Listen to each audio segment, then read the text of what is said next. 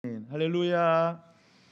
반갑습니다. 하나님은 저와 여러분을 사랑하십니다. 우리 하나님은 좋으신 하나님이십니다. 우리 전후좌우로 보시면서 우리 교제하시겠습니다. 주님의 이름으로 축복합니다. 사랑합니다. 환영합니다.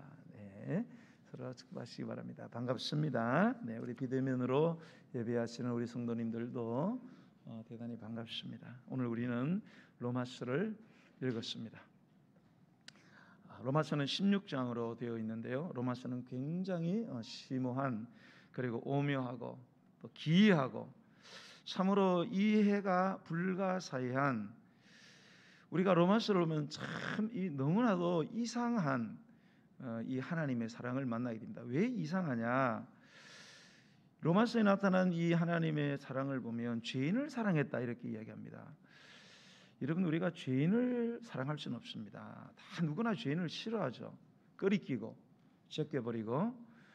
그런데 하나님은 죄인을 사랑했다는 거예요. 그 죄인을 그냥 사랑한 게 아니고 죄인을 위해서 대신 죽어줬다는 거예요. 그것도 자기 하나밖에 없는 아들을 희생시켜서 죄인을 살리시기 위해서 대신 죽였다는, 이 정말로 도저히 이해가 불가한 이러한, 그래서 우리의 가슴과 그 심장의 흥분과 이 감격을 진정시키기가 어려운, 우리의 사지백체 5장 6부를 완전하게 전율케 하는 바로 우리가 받은 구원, 또 우리가 받은 구원 이후에 합당한 삶, 영적인 삶이죠. 오늘 1절에 보면 그걸 영적 예배라 이렇게 말씀하고 있어요.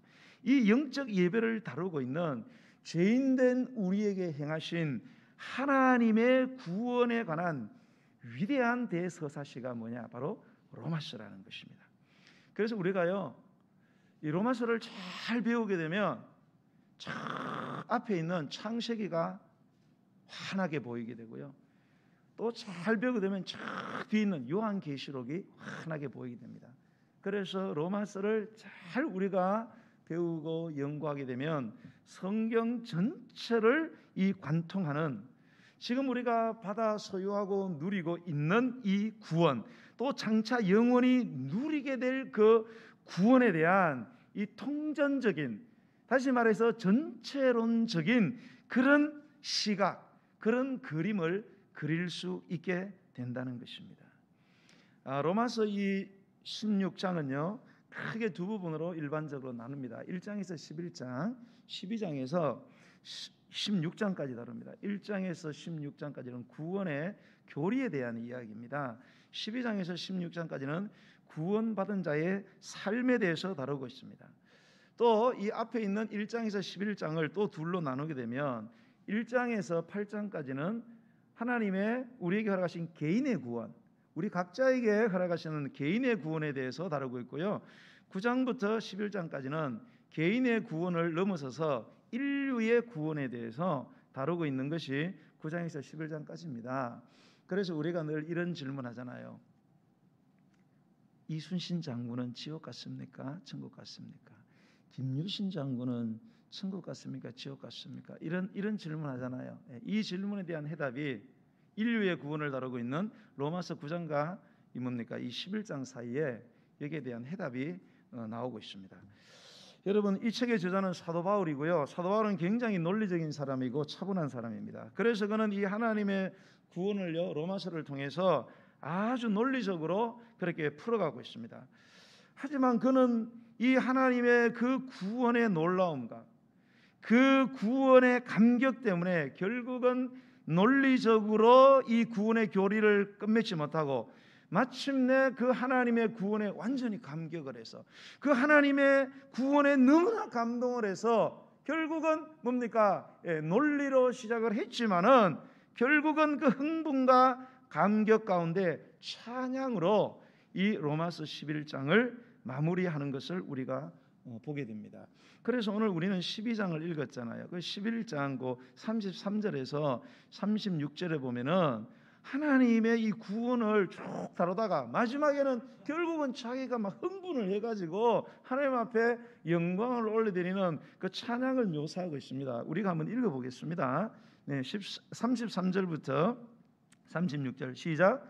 깊도다 하나님의 지혜와 지식의 풍성함이여 그의 판단은 헤아리지 못할 것이며 그의 길은 찾지 못할 것이로다. 누가 주의 마음을 알았느냐? 누가 그의 모사가 되었느냐? 누가 주께 먼저 들어서 갚으심을 받겠느냐? 이는 만물이 주에게서 나오고 주로 말미암고 주에게로 돌아갑니다. 그에게 영광이 세세에 있을지어다. 아멘. 자, 바울이 이 구원에 대해서 자기가 막 논리적인 그런 설명을 하다가 이 하나님의 구원의 그 풍요로움과 그 구원에 대한 그 지혜, 그 심오함 때문에 이 사람이 막 정신이 막 혼돈이 되는 거예요. 너무 감격해서 막 하나님의 이 구원에 대한 풍요와 이 구원의 지식에 대한 이 심오함이요. 그러면서 그의 판단을 헤아릴 수가 없다는 거예요. 이 구원에 대해서 그가 내리신 판단, 죄인을 사랑했던 그분의 그 결정, 이 도저히 이해가 안 된다는 것입니다. 그의 길은 찾지 못할 거예요. 어떻게 해서 이렇게 죄인들에게 이런 길을 열어주셨는지, 이 하나님의 이 방법에 대해서 도저히 이 세상에서는 보도 듣도 못한, 이거 도저히 찾을 수가 없는, 그래서 누가 주의 마음을 알았느냐는 거예요. 이런 주님의 마음을 누가 알았느냐? 아니, 그런 마음을 가져봤어야 알지요. 네? 누가 그의 모사가 되었느냐? 누가 이런 하나님의 사랑을 실천하는 일에 하나님하고 상의한 사람이 누구냐 이거예요.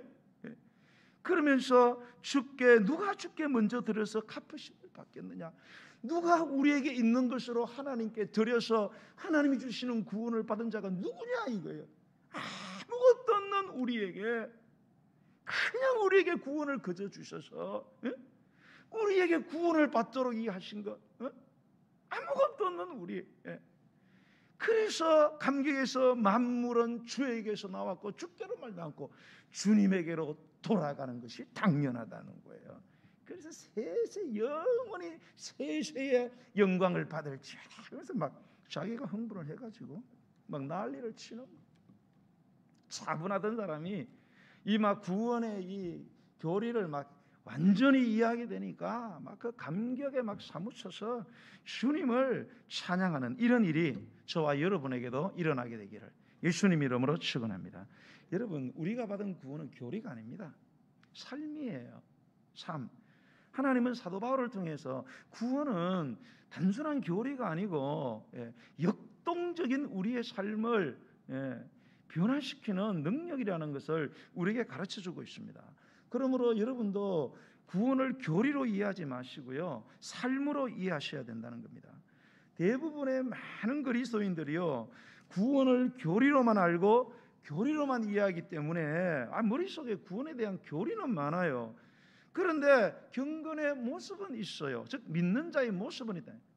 주일 때만 나오고 기도도 하고 성경도 읽어요. 형식은 반듯합니다. 문제는 뭡니까? 형식은 있는데 알맹이가 없어요. 경건의 능력이 없단 말입니다. 맛을 잃은, 예수님의 말씀 맛을 잃은 소금처럼. 여러분, 맛 잃은 소금이 뭔 소용이 있습니까? 예수님 말씀처럼 바깥에 던져버려서 짓밟힘을 당하겠죠. 여러분, 등불이 빛을 비춰야 될 거 아닙니까? 근데 등불이 불이 꺼져가지고 역겨운 냄새나 풍기고 있는 그 불없는 빛을 못 내는 등불이 뭔 소용이 있습니까? 이렇게 아무 짝에도 없는 이 구원을 교리로 이해하는 사람들, 그래서 이런 사람들이 결국은 하나님의 이름을 이방인 중에서 욕되게 하는 존재가 되고 만다는 거예요. 왜? 구원이 교리인 줄로 알아요. 그래서 성경도 많이 읽고 제자훈련도 받아서 막 머릿속에 팽팽 돌아가. 머리 막 계속 돌아가는 거예요. 손발은 꼼짝 안 하는 거예요.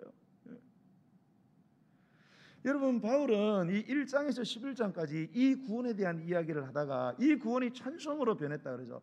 이 찬송이 뭐로 변하느냐? 이젠 하나님 앞에 드려지는 삶으로 변해야 된다는 그런 뭡니까? 논리로 그가 나아가고 있습니다. 자, 오늘 이제 우리의 구원이 삶으로 나아가야 되는 그 시작이 우리가 읽은 이 12장 1절의 말씀입니다. 자, 1절을 한번 읽어보겠습니다. 시작. 그러므로 형제들아, 내가 하나님의 모든 자비하심으로 너희를 권하노니 너희 몸을 하나님이 기뻐하시는 거룩한 산 제물로 드리라. 이는 너희가 드릴 영적 예배니라. 아멘. 1절은 세 부분으로 나누어집니다. 첫 번째는 그러므로 형제들아 내가 하나님의 모든 자비하심으로 너희를 권하노니. 둘째 부분이 핵심 부분인데요. 너희 몸을 하나님이 기뻐하시는 거룩한 산 제물로 드리라. 세 번째 부분은 이는 너희에 드릴 영적 예배니라. 이렇게 되어 있어요. 자, 여러분 이 12장부터 자 구원을 받은 사람들, 바로 저와 여러분이죠. 자, 구원을 받은 사람들은 그러면 어떻게 살아야 할까라는 뭡니까? 질문인 것입니다. 여러분 구원 받았습니까? 구원 받았습니까? 그러면 여러분 지금 어떻게 살아가고 계십니까? 여러분 이대로 계속 사셔도 괜찮겠습니까? 정말로 저와 여러분이 구원을 받았다면 정말로 우리가 지금처럼 살아가는 게 합당하냐를 우리가 자아성찰을 해봐야 된다는 거예요. 여러분 구원 받은 사람이라면 구원 받은 대로 살아야 되고요, 구원 받은 자처럼 살아야 되고요, 구원 받은 자 같이 살아야 되겠죠. 여러분 그렇지 않습니까? 여러분 그렇다면 이 구원받은 자로서의 그 삶은, 합당한 삶은 뭘까? 우리가 이제 1절부터 그 의미들을 하나하나 좀 살펴보기를 원합니다. 자, 1절의 말씀을 보면 처음에 그러므로라고 시작을 하고 있습니다. 여러분 이 그러므로라는 이 부분을 잘 이해를 하셔야 됩니다. 이 부분이 잘 이해가 되어야 이제 뒤에 따라오는 우리 그리스도인들의 삶의 본질을 정확하게, 교리의 본질이 아니고 삶의 본질, 내가 예수 믿는 사람으로서의 삶의 본질을 정확하게 이해할 수 있게 됩니다. 자, 그러므로는 접속사지요. 이 접속사는 1장에서 11장, 12장에서 16장을 잇는, 이 11장과 12장을 연결시키는 연결고리와 같은 역할을 하고 있습니다. 이 그러므로에는 굉장히 중요한 의미가 세 가지 정도가 들어있는데 이 사실을 아는 것은 아주 유익합니다, 여러분. 자, 첫 번째 이 그러므로라는 뜻은 이제 1장에서도 11장까지 해온 그 말씀들을 요약하고 나서 그러므로 이렇게 되는데 그 첫 번째 의미는 뭐냐? 이런 의미가 있어요. 우리가 받은 구원은 율법이나 우리의 행위로 받은 것이 아닙니다. 하나님의 은혜로 말미암아 믿음으로 값없이 받게 되었습니다. 이 놀라운 구원의 진리를 깨달았다면, 이 놀라운 구원의 진리를 깨달았으므로 그러므로 여러분 어떻게 살아야 할까요? 이런 뜻을 갖고 있어요. 여러분 우리가 받은 구원은 율법을 잘 행함으로 하나님께 인정받아서 받은 구원이 아닙니다. 그 외에 우리가 양심적으로 살아가지고 선하게 살아가지고 착한 일 많이 해서 하나님이 이거 구원받기에 충분하다 그래서 받은 구원이 아니라는 것입니다. 하나님의 은혜로 말미암아 예수님을 믿음으로 우리에게 값없이 공짜로 우리에게 주어진 것이 구원인 줄로 믿으시기 바랍니다. 여러분 구원은 값없이 공짜로 우리에게 주어진 거예요. 그러면 구원이 진짜 공짜냐? 아닙니다, 여러분. 그런데 많은 그리스도인들이 이 구원이 공짜인 줄 알아요. 그걸 어떻게 하느냐? 구원을 우습게 생각하는 거죠. 여러분 비싼 거라면 여러분이 함부로 다루겠습니까? 여러분이 받은 것이 보이는 거든 보이지 않는 거든 여러분 정말로 너무너무 비싸다면 어떻게 취급하고 그것을 가지고 어떻게 행동하겠습니까? 그런데 오늘날 많은 그리스도인들이 하는 걸 보면 구원을 뭡니까? 진짜 공짜인 줄 알아요. 여러분 구원은 진짜 공짜가 아니에요. 하나님이 이 구원을 우리에게 공짜로 주신 것은 이 구원이 너무 비싸기 때문에 우리가 어떤 착한 행동을 하고 어떤 법을 아무리 하나님을 잘 지켜도 그런 걸 가지고는 이 구원을 살 만한 가치를 만들어낼 수가 없어요. 왜? 이 구원이 너무너무 비싸거든요. 엄청나게 귀하거든요. 여러분이 좋아하는 다이아몬드 한 트럭, 10트럭을 갖고 와도 이걸 살 수가 없어요. 그런데 이 구원을 하나님은 우리에게 주고 싶으신 거예요. 우리는 누구예요? 우리 죄인인데. 근데 주고 싶은 거예요. 근데 우리에게는 하나님께 그를 살 만한 아무런 자산이 없어요. 그래서 우리에게 구원을 주셨는데 왜? 너무 사랑하니까. 너무 사랑하기 때문에 이거를 공짜로 줬더니 진짜로 공짜인 줄 알아. 이걸 공짜로 하는 것이 너무 많아. 그래서 구원받고도 막 사는 거예요. 구원이 뭔지도 모르고. 여러분 그렇지 않습니다. 여러분 우리가 받은 구원은 너무너무 비싸고 너무너무 소중하기 때문에 하나님이 우리를 향해서 우리에게 값없이 주셨다는 사실을 여러분이 이 사실을 깨달았다면, 여러분이 깨달았으므로 여러분 어떻게 살지를, 내가 지금 이대로 살아도 좋은지를 한번 생각해 보라 이 말입니다. 두 번째 이 그러므로라는 뜻은요, 5장으로 거슬러 올라가서 이렇게 살펴보게 되면요, 이런 의미를 갖고 있어요. 예수 그리스도를 믿음으로 여러분은 하나님의 자녀가 되었습니다. 동시에 하나님과의 화목한 관계를 회복한 구원받는 자가 되었습니다. 그래서 이제 여러분은 예수 그리스도 안에서 결코 정죄함을 받지 않는 은혜를 받게 되었습니다. 죄와 사망의 법인 율법이 아니라 생명의 성령의 법에 지배를 받게 되었습니다. 여러분이 이 감격적인 사실을 깨달았다면, 이 감격적인 사실을 여러분이 깨달았기 때문에, 그러므로 여러분은 어떻게 살아야 할까요? 이런 뜻이 됩니다.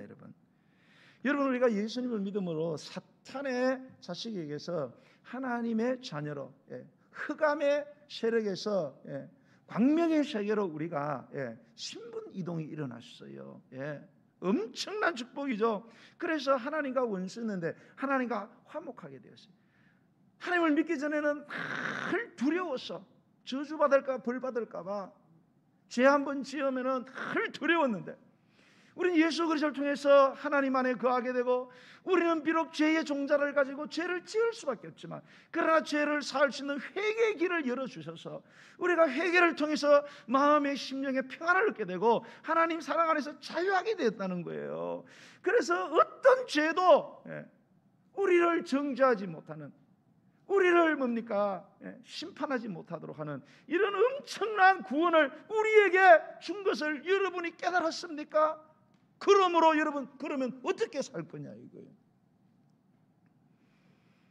여러분 이 구원은요, 늘 말씀드리지만 뿌리적으로 죄에 대한 구원이에요. 여러분 죄 문제를 해결하지 못하면 모든 문제를 해결하지 못하는 거예요. 여러분 아무리 여러분 이 세상에 돈 잘 벌고 여러분 결혼 잘하고 좋은 차 굴리고 건강해도 다 소용없습니다. 여러분 내일 아무리 좋은 일이 여러분 기다리고 있어서 내일 깜빵에 들어간다는데 여러분 뭔 소용이 있어요 그게요. 깜빵에 들어서 종신형 살고 사형 선고 당하면 다 끝나는 거예요.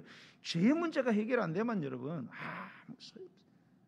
여러분 예수 믿는 사람이 그걸 알아야 돼요. 정신을 차리고. 세상 사람들은 이걸 모르니까 뭡니까? 잘 먹고 잘 살면 복 받고 행복하면 복 받는 줄 알아요. 예수 믿는 사람들 똑같아. 예수 믿는 사람들도 그저 돈 잘 벌고 출세하고 좋은 차 굴리고 좋은 옷 입고 그리고 행복하면 그게 전부인 줄 알아. 이놈의 행복이 우상이 되어서 여러분 행복하기 위해서 여러분 태어나고 예수 믿는 거 아닙니다. 여러분 제가 늘 말하죠. 아리스토텔레스라는 그 이상한 사람이 나타나고 인생의 목적은 행복이다. 그럼 예수 믿는 사람도 예수님 말씀을 예수님이 언제 인생의 목적은 행복이다 이런 이야기를 했습니까? 여러분 결코 우리는 죄로부터 정죄함을 받을 수가 없고 사탄은 우리를 저주할 수 없다는 여러분 이 사실. 그러니까 우리는 사실 죄인이면서도 너무 행복한 거예요. 왜요? 죄를 해결할 수 있는 길을 열어놨거든. 여러분 로마서의 이 구원의 또 다른 핵심은 뭔가 하면 개인의 구원으로 끝나지 않는다는 거예요. 여러분 원래 이 구원은요 우리에게서 난 것이 아니에요. 원래는 하나님의 백성 이스라엘에게서 구원이 나왔잖아요. 그죠? 원래 구원은 유대인 겁니다. 원래 유대인 거였는데 유대인들이 이 이스라엘이 이 구원을 거부를 했어요. 왜? 마음이 완악해가지고 이 구원의 주인이 되신 예수 그리스도를 거부를 함으로 구원에 실패했어요. 그래서 이 구원이 유대인들에게 갈 구원이 어디에게로? 이방인에게로 옮겨져 버렸다는 것입니다. 그래서 이 이방인들 가운데는 우리가 이방인이잖아요. 이방인들 가운데 구원받을 숫자들이 정해져 있습니다. 그 충만한 숫자가 차기까지 이 이스라엘 백성들은 완악한 역할을 하게 된 것입니다. 이렇게 온 이방인을 구원하기 위해서 하나님께서는 자기 백성 이스라엘을 실패하게 만드셨고요. 사실은 하나님이 이스라엘 백성들을 완악하게 하신 거죠. 왜요? 우리 이방인들이 예수 그리스도를 구주로 믿어 구원받게 하시기 위해서 당신의 백성들을 완악하게 만들어서 구원을 받지 못하게 했어요. 그래서 구원이 튕겨져 나와서 우리 이방인들이 구원을 받을 수 있도록 그렇게 하셨다는 거예요. 야, 그러면 우리 하나님은 당신이 택한 자기 백성, 자기 자식들을 버린 겁니까? 그러면 그렇지 않습니다, 여러분. 성경을 보면요, 하나님은 이방인들을 구원하시는 걸로 끝내지 않습니다. 유대인들이 지금 예수님을 그 구주로 받아들이지 않고 있잖아요. 그러면 이대로 예수님 재림에서 다 심판하느냐? 성경 그렇게 말하고 있지 않아요. 여러분, 마지막 때 예수님의 재림이 오게 되면은 그 가까울 때에 자기 백성인 이스라엘을 하나님이 회복을 시킵니다. 그리고 그들을 구원함으로 말미암아 뭡니까? 우주적인 구원의 대드라마를 완성한다는 게 성경의 말씀입니다, 여러분. 그래서 여러분, 유대인들이 이제 돌아올 때가 있어요. 유대인들이 지금은 예수님을 이단이라고 이야기하고 안 받아들이지만 이제 예수님의 재림이 가까우면은 유대인들 가운데 회심자들이 일어나게 되어 있습니다. 그래서 유대인들 가운데 구원받기로 작정된 자들의 숫자가 다 차게 되면은 뭡니까? 예수님의 재림이 도래를 하게 된다는 사실. 그래 여러분 그 세계적으로 보면 이 유대인들의 회심 사건들이 지금 굉장히 지금 급하게 일어나고 있어요. 막 집단적으로 해외에서부터 한 반은 해외에 있잖아요. 유대인들이 반은 본국에 있고 엄청난 회개가 일어나고 있습니다, 여러분. 자, 이 구원의 대드라마, 하나님이 자기 백성, 자기 자식을 희생시켜 가시면서까지도 다른 자식인 이방인들까지 사랑하시는 하나님의 이 사랑, 이 구원의 대드라마가 너무나 깊고 너무나 놀랍고 도저히 이해가 불가능하다는 것입니다. 네. 그러므로라는 말에는 이 세 번째, 당신이 이런 사실을 깨달았다면 하나님이 자기 자식을 희생시켜가면서까지 남의 자식인 이방인들을 구원하는 이러한 사실을 여러분이 깨달았으므로 그러면 어떻게 살 거냐? 이런 사랑을 받아 구원받은 여러분은 어떻게 살 겁니까? 여러분, 지금처럼 계속 살아도 되겠습니까? 저는요, 이 자식 살리기, 다른 자식 살리기 위해서 자기 자식을 이 대신 희생시킨 이 하나님의 말씀을요 전하고 들을 때마다 항상 떠오르는 예화가 고정이 되어 있어요. 여러분이 이 예화 들어보셨어요? 전 이 예화를 볼 때마다 가슴이 너무너무 아파요. 이런 예화입니다. 어느 바닷가 마을에 자그마한 예배당에서 젊은 목사님이 설교를 하면서 이런 이야기를 했어요. 어느 날 바닷가 마을에 어머니를 여윈 소년과 그 소년을 목숨보다 더 사랑하는 아버지가 함께 살고 있었다는 거예요. 그런데 어느 날 이 친구가 이 아들이 친구와 함께 배를 타고 바다에 놀러 나갔다가 풍랑을 만났습니다. 높은 파도와 강한 바람에 둘이 타고 있던 배에 금세 물이 차기 시작했어요. 소년의 아버지는 등대직이었습니다. 멀리 등대에서 바라보다가 아들이 탄 배를 발견하고 깜짝 놀라가지고 보트에 몸을 싣고 아들이 있는 쪽을 향해서 있는 힘을 다해서 힘껏 노를 저었습니다. 아들에게 도착을 했는데 아버지는 절망을 하고 말았어요. 그 사이에 아들이 탔던 배가 뒤집혀서 파손이 되고 파도에 휩쓸려가 버리고요. 물에 빠져서 지금 죽어가고 있는 사람은 아들 혼자가 아니라 아들의 친구가 같이 빠져 죽어가고 있었다는 거예요. 아버지는 아들에게 손을 내밀었습니다. 아들을 건지기 위해서 손을 내민 아버지는 손을 내밀었다가 금세 손을 거두었습니다. 아들은 아버지의 손을 잡으려다가 놀란 표정으로 아버지를 바라봤습니다. 그때 아버지가 이렇게 말했습니다. 사랑하는 아들아, 미안하다. 너는 예수님을 믿기 때문에 지금 죽어도 천국에 갈 수 있지만 네 친구는 아직 예수님을 모르지 않니? 아들은 폭풍 속에서 그렇게 말한 아버지를 한참 바라보더니 이내 미소를 띄우면서 이렇게 말했대요. 그래요 아빠, 우리 천국에서 만나요.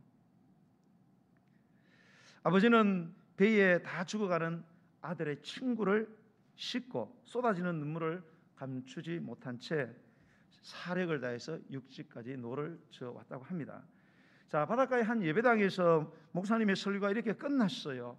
목사님의 눈은 촉촉이 젖어 있었습니다. 그리고 찬송가가 시작되는데 그때 마침 예배당 뒤쪽에는 그날따라 동네 불량배들 몇 명이 뒤에 앉았습니다.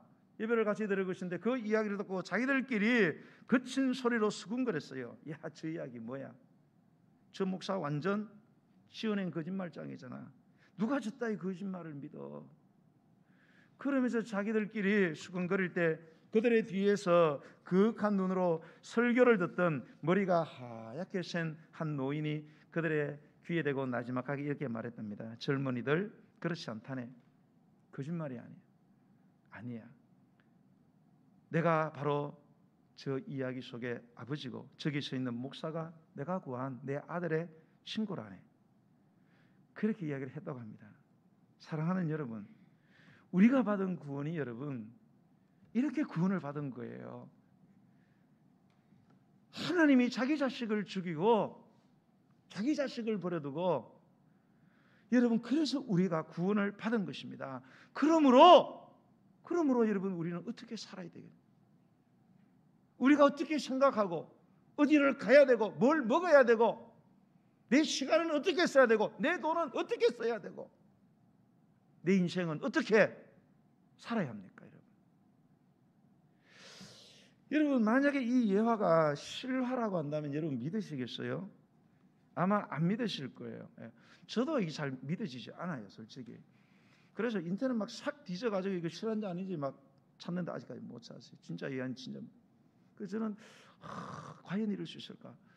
과연 정말로 막 내 자식이 빠졌는데 손 내밀었다 거두고 다른 자식하고 아빠 친구에서 만나요. 아들도 대단히 완전히 아브라함과 이삭이에요. 여러분 이게 이 예화가 내용이 안 믿어지시라도 여러분 한 가지는 믿으셔야 돼요. 그게 뭐냐? 하나님이 우리를 그렇게 사랑하셨다는 거예요. 하나님이 우리를 그렇게 사랑해서 우리를 구원하셨다는 사실은 좀 믿으셔야 합니다. 여러분 이 하나님의 이 불가사의한 이 사랑을 우리에게 생생하게 모범으로 보여주신 우리의 자랑스러운 신앙의 대선배님이 계십니다. 여러분 이분은 주기철 목사님과 함께 한국교회의 대표적인 순교자로 존경받는 분이에요. 그분이 누구예요 여러분? 사랑의 원자탄. 무슨 원자탄? 사랑의 원자탄. 사랑의 원자탄. 손양은 목사님. 지금은 뭐 원자탄보다 더 센 것도 있지만 옛날에 원자폭탄이 제일 셌잖아요. 이 손양은 목사님은 1902년 경남 함안에서 출생하셨어요. 1939년 한센병, 즉 문둥병이죠. 문둥병 환우들을 위해서 세워진 애양원 교회의 전도사로 부임을 했습니다. 그래서 목사 안수를 받고 있다가 뭡니까? 일제 강점기가 있었잖아요. 그때 신사참배를 거부를 했습니다. 목숨을 걸고. 그래서 일제로부터 종신형을 선고받았습니다. 그래서 옥고를 6년 동안 치르던 중에 해방을 맞이하게 되었습니다. 하지만 1945년 8월 10일 해방을 맞이하고 얼마 지나지 않아서 일어난 사건이 하나 있었어요. 그게 뭐 여순 반란 사건입니다. 여수 순천 반란 사건. 엄청난 사건이죠. 이 국가보안법 만들어지고 이런 것들 전부 이 사건 때문에 사자를 우리가 잘 사용하지 않는 것도 다 이 사건하고 연루가 되어 있습니다.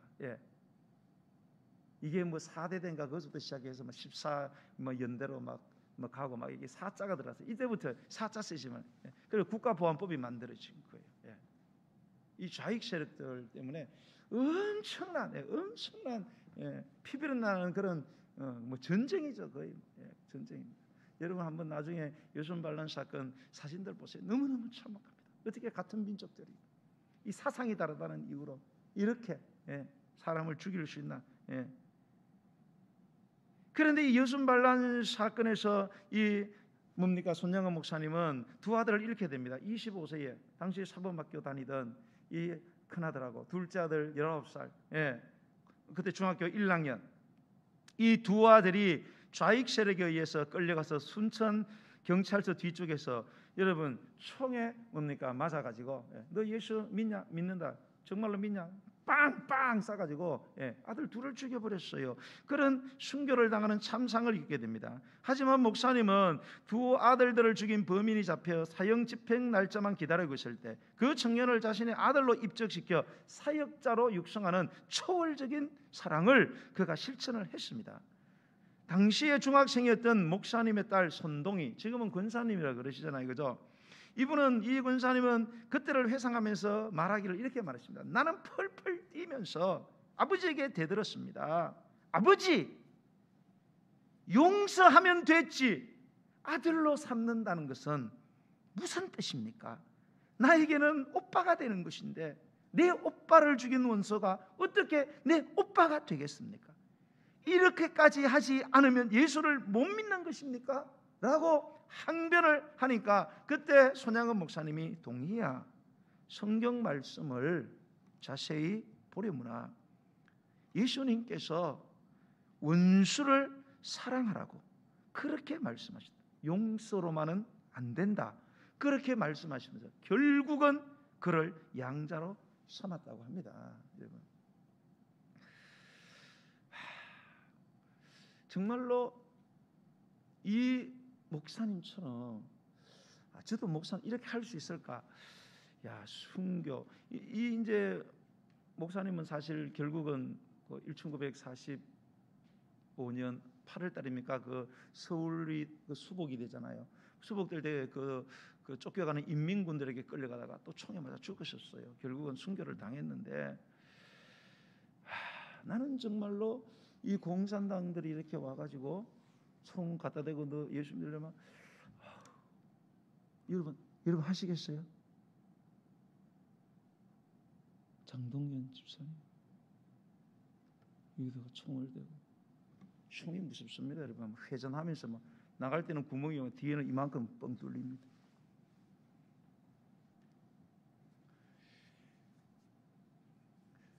저 여러분 순교할 줄로 믿습니다. 아이고 아멘 안 하시는 거. 걱정하지 마세요. 순교는 내가 하는 게 아니고요, 하나님이 시킵니다. 그건 확실합니다. 내가 순교를 안 하고 싶어도요, 결정적인 순간 내 안에 계신 성령께서 너 죽어라 그래, 죽으면 됩니다. 그런데요, 정말로 순교는 제가 할 것 같은데 아들을 죽인, 내 자식을 죽인 원수를 내 아들로 삼으라, 이거는 제가 솔직히 자신을 못하겠어요. 여러분 하시겠어요? 순교는 내가 하는 거잖아요. 이건 내 자식을 죽인, 내 자식을 죽인 놈을 내가 사랑을 해야 됩니다.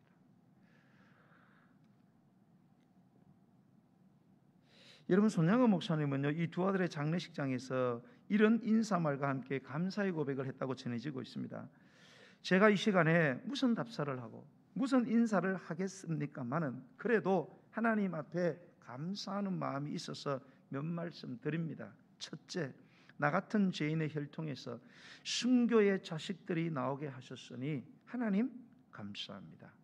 둘째, 허다한 많은 성도들 중에 어찌 이런 보배들을 주께서 하필 내게 맡겨주셨는지 그 점 또한 감사합니다. 셋째, 삼남 삼녀 중에서도 가장 아름다운 두 아들 장자와 차자를 바치게 된 나의 축복을 하나님 감사합니다. 넷째, 내 아들의 순교도 귀하다, 한 아들의 순교도 귀하다 하거늘 하물며 두 아들의 순교일이요 하나님 감사합니다. 다섯째, 예수 믿다가 누워서 죽는 것도 큰 복이라 하거늘 하물며 전도하다 총살 순교 당함이리요 하나님 감사합니다. 여섯째, 미국 유학 가려고 준비하던 내 아들 미국보다 더 좋은 천국에 갔으니 내 마음이 안심이 되어서 하나님 감사합니다.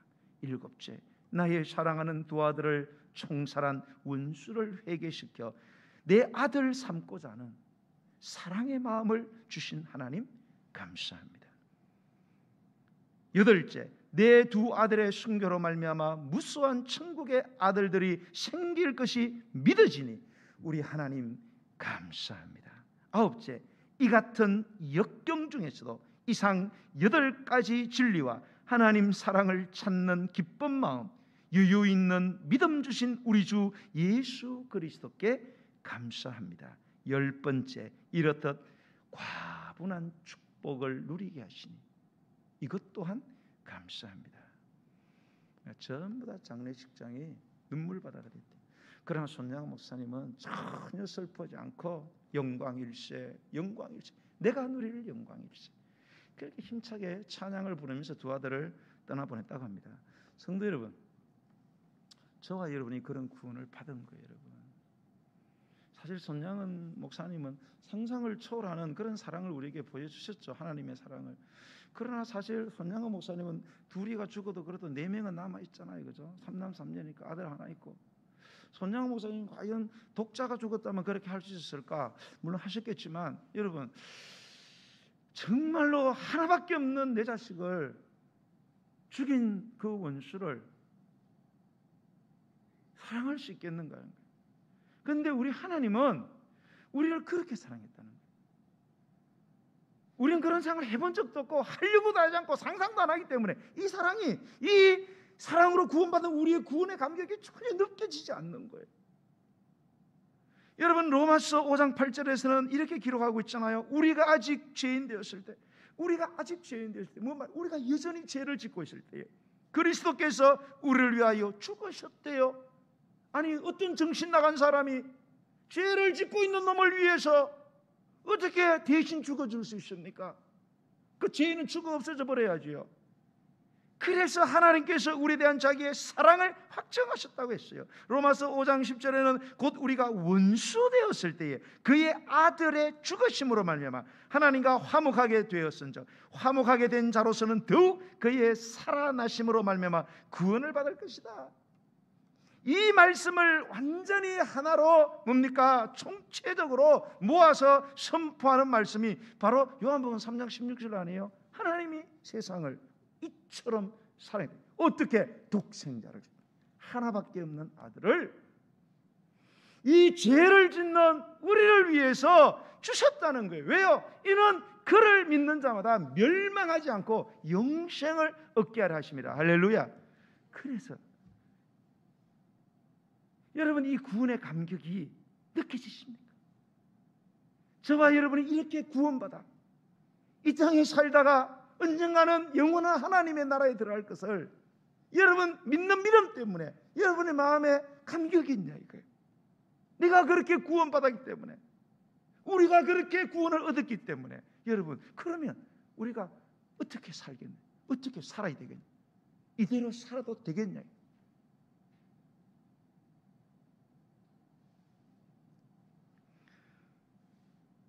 성도 여러분, 구원이 없는 사람은요, 구원의 삶도 없습니다.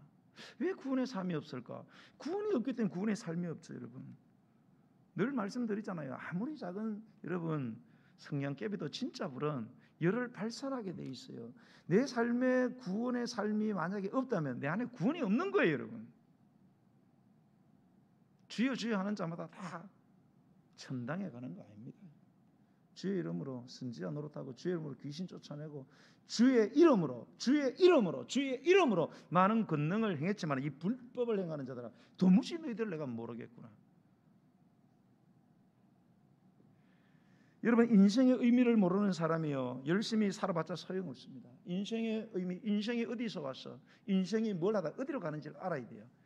아무것도 몰라. 내가 어디서 왔는지 뭘 해야 되는지 어디로 갈지도 모르고 그냥 잘 먹고 잘 살면 좋은 줄 알아요. 예? 돈 많이 벌고 자식 새끼 잘 키워서 좋은 데 시집장가 보내고 그러면은 그 인생 잘 사는 줄 알아요. 내가 여러분 어디서 왔는지를 알아야죠. 내가 왜 어떻게 왔을까? 난 뭘 하면 살아야 되냐? 나는 결국 어디로 갈 건가? 이거를 모르고 살면 나중에 남는 것은 후회와 뭡니까? 탄식과 허무밖에 없는 거예요. 여러분, 인생에 대한 해답이 있어야 돼요. 해답이 있는 사람만이 여러분 공부를 해도 돈을 벌어도 직장을 다녀도 결혼을 해도 인생의 의미가 있는 거예요. 여러분 교회를 섬기는 것도요, 여러분이 교회론에 대해서 아셔야 됩니다. 여러분, 여러분이 교회론을 알아야 교회를 제대로 섬길 수 있어요. 여러분 교회 봉사도요 무턱대고 하는 게 아니에요. 여러분이 나는 이 교회가 뭐냐, 교회를 알고 교회를 바로 이해하고 교회는 도대체 뭐고 왜 하나님은 교회를 세웠는지 여러분 교회론을 이해하고 난 후에 봉사를 해야 그 봉사가 하나님이 기뻐하시는 봉사가 되는 거고, 그래서 내가 복을 받는 값진 봉사가 되는 거예요. 구원도 마찬가지예요. 여러분 구원에 대해서 아셔야 돼요. 구원에 대해서 이해를 하셔야 돼요. 그래야 구원에 대한 감격이 있는 거예요. 그래야 구원의 삶을 살아가게 되는 것입니다. 이런 귀한 은혜가 저와 여러분에게 있게 되기를 예수님의 이름으로 간절히 축복합니다. 네, 우리 찬양하면서 준비하신 예물을 드리겠습니다. 294장 찬양 드리시겠습니다.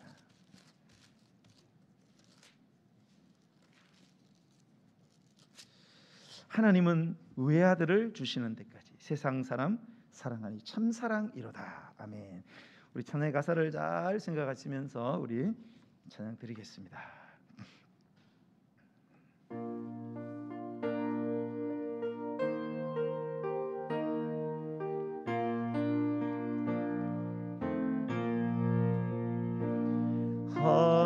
하나님은 외아들을 주시는 데까지 세상 사람 사랑하네 참사랑이로다.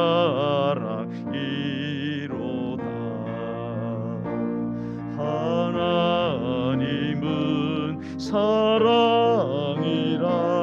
죄악에 빠졌던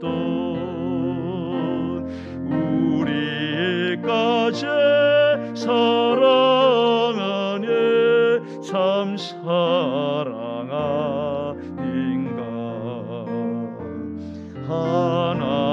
하나님을 배반하고 멀리 떠난 우리 원수같이 대적하나 사랑하여 주네. 아멘. 하나님은 사랑이라 죄악에 빠졌던 우리까지 사랑하네 참 사랑 아닌가.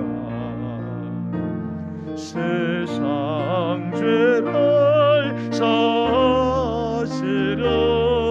우리 죽을 대신 성자 예수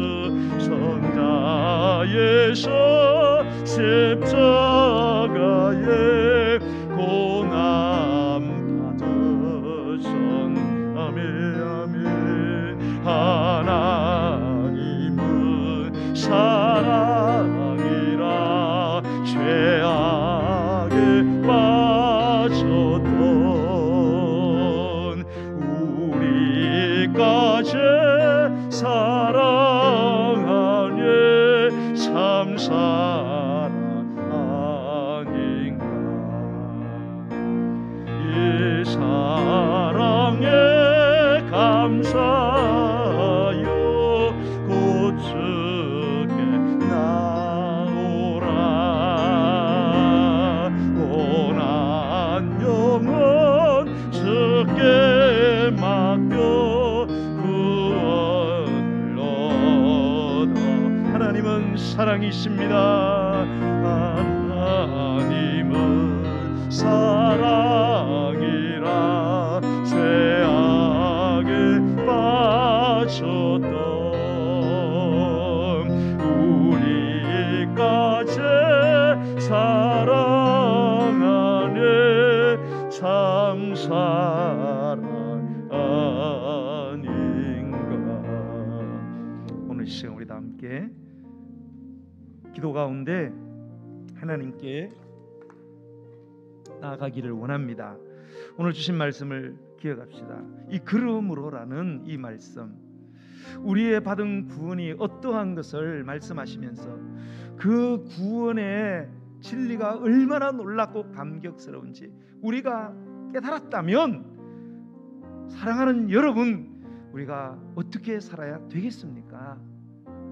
오늘 이 시간 이 말씀을 우리가 우리의 가슴에 새기고, 하나님 아버지, 정말로 우리는 하나님의 살아계심을 믿습니다. 하나님의 구원을 믿습니다. 우리가 받은 구원이 얼마나 놀라운 구원인지 우리가 배워나갈 때 바울처럼 감격하고 찬양하면서, 그러면 하나님 내가 어떻게 살아야 되겠습니까? 하나님 앞에 나아갈 수 있는 그런 영혼으로 빚어질 수 있도록 하나님 오늘도 우리의 영혼을 변화시켜서 우리의 마음이, 우리의 생각이 변화되게 하시고 우리의 삶이 새롭게 변화될 수 있도록 정말로 하나님을 기쁘시게 해드리는 참된 인생을 살아갈 수 있도록 하나님 저희들의 믿음을 인도해 달라고 우리의 주 이름 부르고 기도하겠습니다. 주여